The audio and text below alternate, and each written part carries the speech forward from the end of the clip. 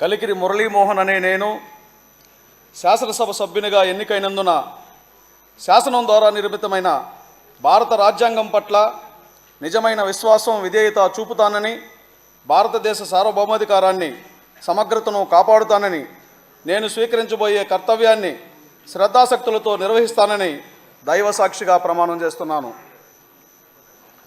ఆంధ్రప్రదేశ్ శాసనసభ సభ్యుడినైన కలికిరి మురళీమోహన్ అనే నేను సభ నియమాలకు కట్టుబడి ఉంటానని, వాటిని అనుసరిస్తానని, సభ మర్యాదలను పాటిస్తానని, సాంప్రదాయాలను గౌరవిస్తానని దైవసాక్షిగా ప్రమాణం చేస్తున్నాను.